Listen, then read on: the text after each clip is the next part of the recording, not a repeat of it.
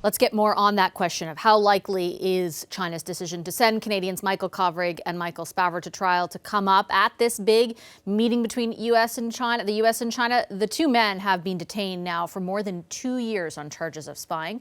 President Biden said last month the U.S. would work with Canada on their release and, quote, human beings are not bartering chips. Michael Chertoff is a former U.S. Homeland Security Secretary who served under President George W. Bush. Hi, Secretary Chertoff. Good to have you back on the program. Thank you for making the time. I'm happy to. Thank you. I know officials from both China and the U.S. have downplayed their expectations going into this meeting. But from your perspective, how high are the stakes? Well, I don't think this is going to be a make it or break it meeting. I think it's going to be the first opportunity to see to what extent there can be a recalibration of the relationship, while recognizing that there are some critical issues as to which, frankly, the current administration is likely to be in the same position as the prior administration.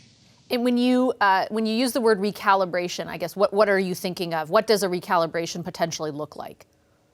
I mean, there may be some areas where there is a possibility of cooperation because there's mutual interest. For example, the issue of climate change or dealing with, emerging public health crises.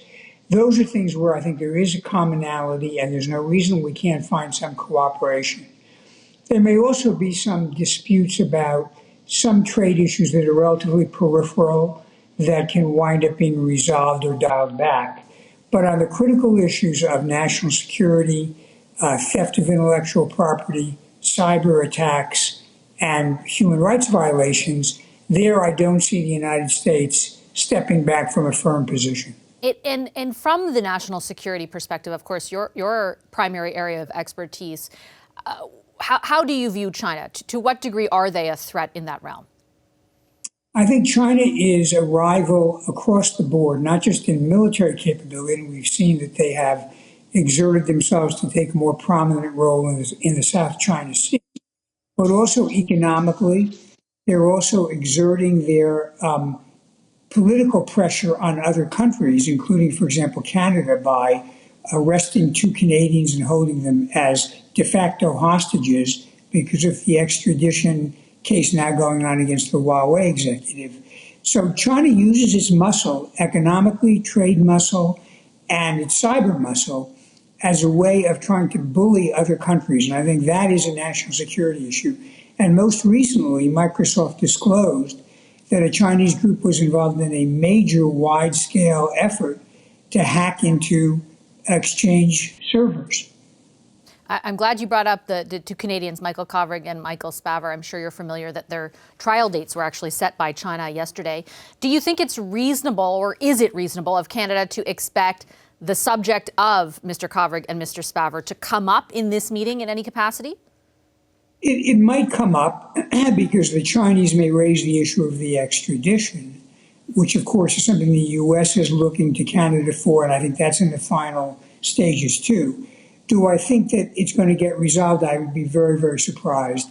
I don't see the U.S. backing away from seeking the extradition of the Huawei CFO, and I don't see the Chinese backing down from holding hostages. So it may come up, but I would not be overly optimistic about the outcome. Short of, for example, the U.S. backing away from that extradition, do you think there is any mechanism at its disposal, to secure the release of Mr. Kovrig and Mr. Spavor? Like, do you think there's anything else the U.S. could do?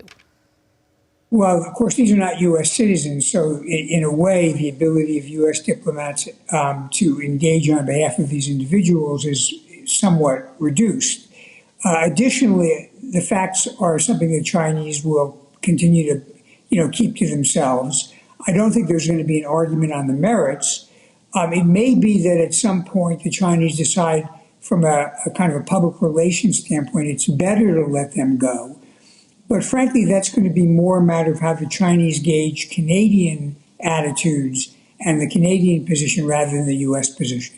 And why do you think it's so unlikely that the U.S. backs away from the extradition case? From my understanding, it's not necessarily rare to pursue this against a company, but it is kind of rare to pursue it against an individual within the company, like in this case. So why is it your sense that it's not something they'd back away from?